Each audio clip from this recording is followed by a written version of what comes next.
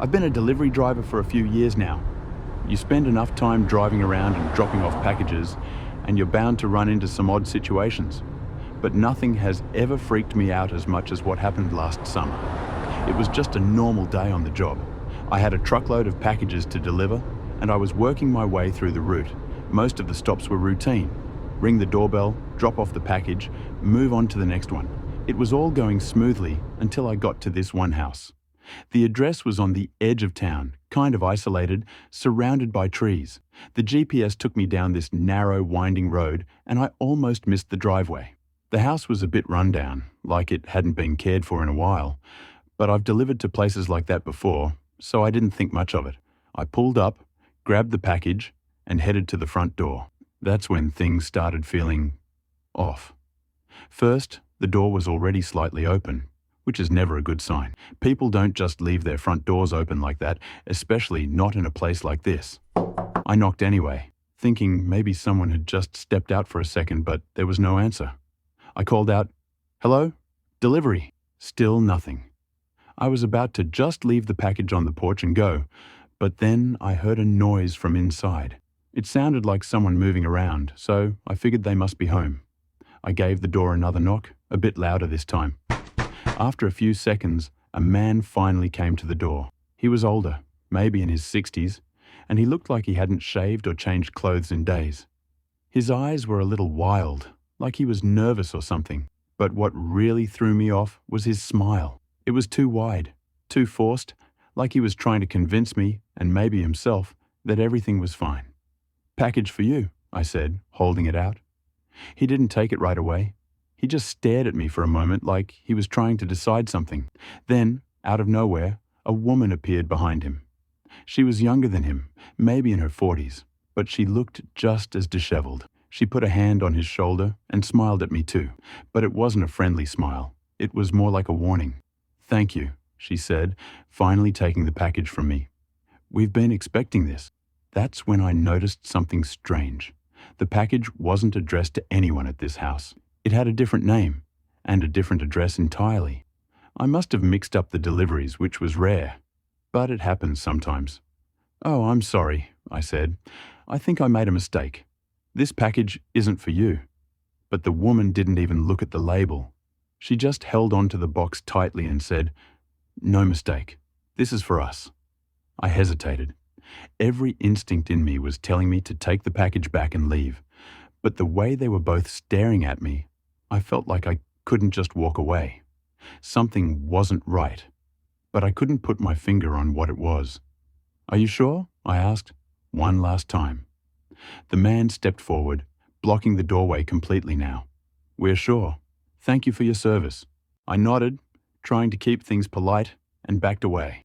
As I got to my truck, I glanced back at the house. The man and woman were still standing in the doorway, watching me. I couldn't shake the feeling that they were waiting for me to leave, like they didn't want me to see something.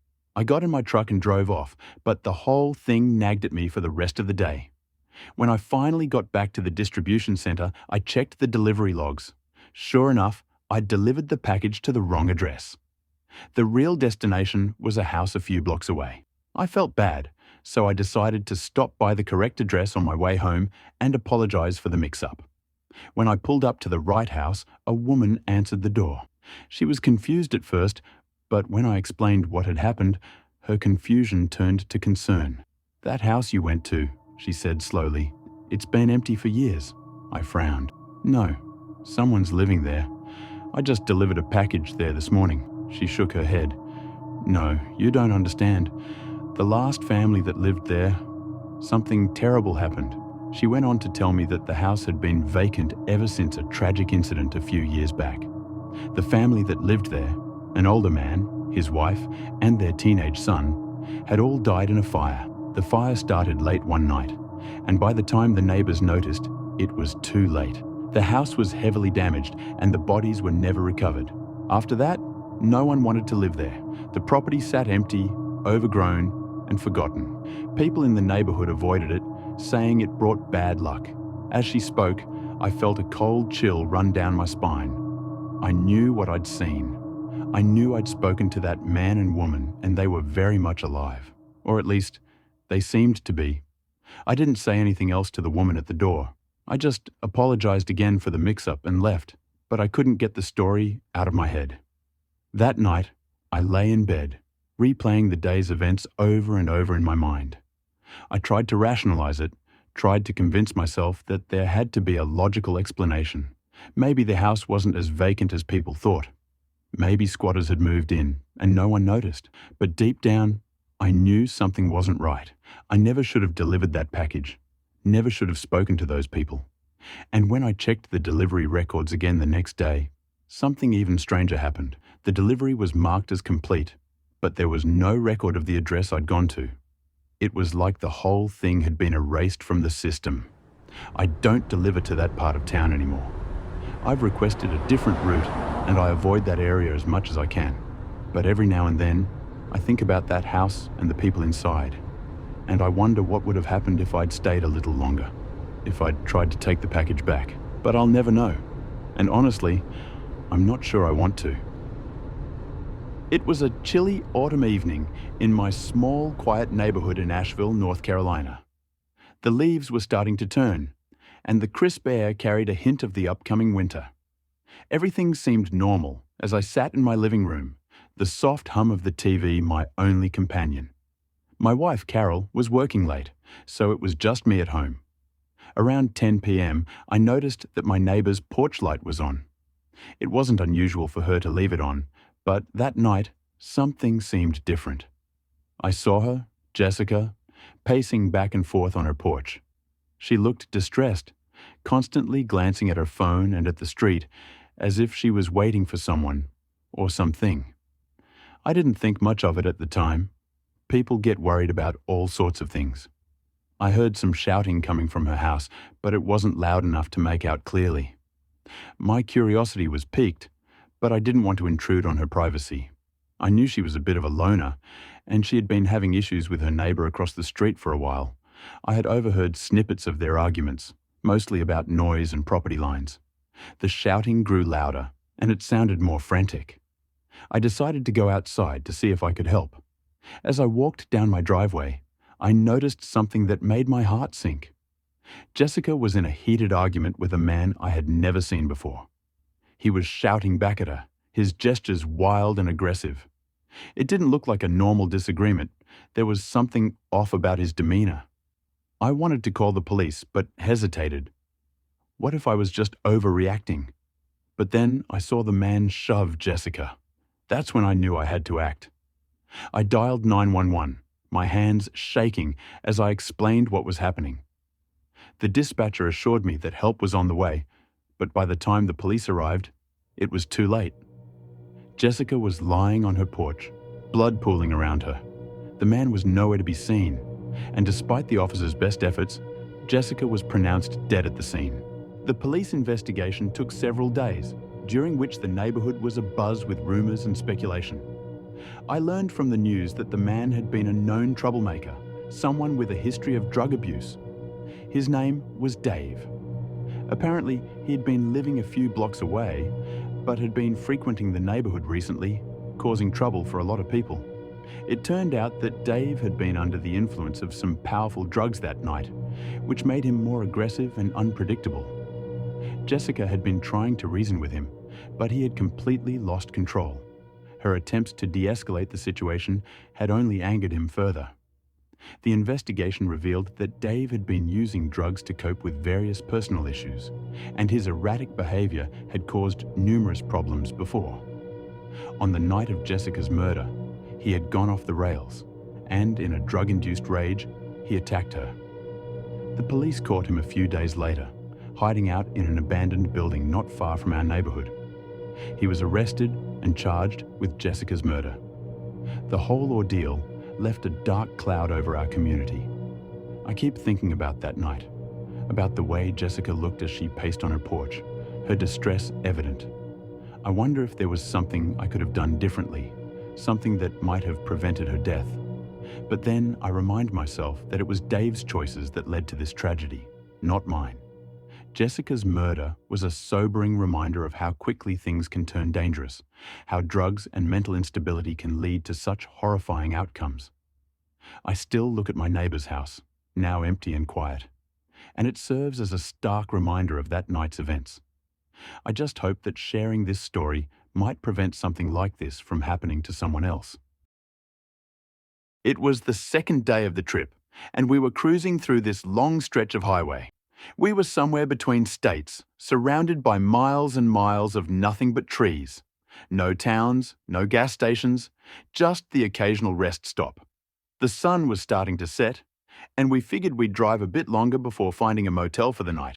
Mike was in the passenger seat, messing around with the GPS, trying to find the closest town. We were joking around, talking about random stuff, when we saw a car on the side of the road. Nothing too unusual at first glance, but as we got closer, something felt off. It was an older car, maybe from the early 2000s, but it looked like it hadn't been taken care of in a while. The paint was chipped, and one of the windows was cracked. There were no hazards on, no signs of anyone around, but as we passed, I noticed something in the back seat. There was a little girl, maybe 6 or 7 years old, sitting alone in the car. She looked scared, like really scared. Her face was pale, and she kept glancing around like she was expecting something bad to happen. I didn't say anything at first, just kept driving, but Mike must have seen her too because he turned to me and asked, "Did you see that?" "Yeah," I said, my grip tightening on the wheel. "What do you think we should do?" We pulled over a bit further up the road, and Mike and I had one of those debates where neither of us really knew what the right move was. On one hand, it wasn't our business, and for all we knew, her parents could have just stepped out for a second. On the other hand, leaving a kid alone in a car like that didn't feel right. Something in my gut was telling me this wasn't normal. We decided to go back and check on her, just to make sure everything was okay. When we pulled up next to the car, I noticed the girl was still there, but now she was crying. She had her hands pressed against the window, like she was trying to get out but couldn't. I rolled down my window and called out to her. "Hey, are you all right? Where are your parents?" She didn't answer, just kept looking at me with those big, teary eyes. It was like she couldn't speak or was too scared to. That's when I noticed something that made my stomach drop. The doors of the car were all locked from the outside. Someone had locked this kid in the car, and there was no one else around.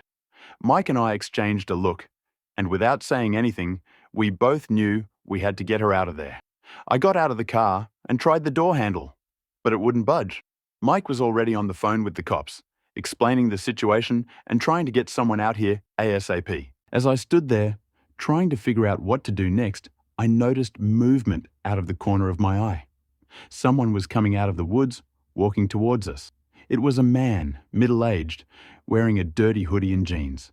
His face was partially covered by a baseball cap, but I could see enough to know he wasn't right. He didn't say anything, just kept walking towards the car with this blank expression on his face. I called out to him, asking if this was his car, but he ignored me, his eyes locked on the little girl. Mike must have seen him too because he started yelling at the guy to back off, but the man didn't stop. He reached the car and pulled out a key from his pocket, unlocking the door in one smooth motion. Before I could react, he grabbed the girl by the arm and yanked her out of the car. She screamed, trying to pull away, but he was too strong.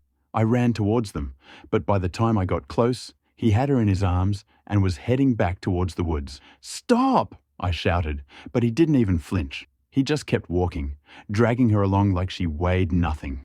Mike was still on the phone with the cops, trying to give them our location, but it was clear they weren't going to get here in time. I did the only thing I could think of and ran after them, but by the time I reached the tree line, they were gone, just vanished into the woods. I stood there, panting, my heart racing, trying to figure out what the hell had just happened. Mike caught up to me a few seconds later, and we both just stood there in stunned silence. We waited for what felt like forever, but no one came out of the woods. The cops showed up eventually, and we explained everything to them, but it didn't seem like they believed us. They searched the area, but there was no sign of the man or the girl. It was like they'd just disappeared. We spent the rest of the night at the police station, filling out reports and answering questions. But in the end, it didn't matter. They never found the girl or the guy who took her, and I've been living with that guilt ever since. I keep replaying that night over and over in my head, wondering what I could have done differently. Maybe if I'd acted faster, if I'd been braver, I could have saved her. But I didn't. And now, she's gone. The weirdest part? After everything was over, I tried calling Mike to talk about it, but my phone wouldn't work. It just went dead, like it had never happened, like the whole night had been erased. But I know it happened. I'll never forget it.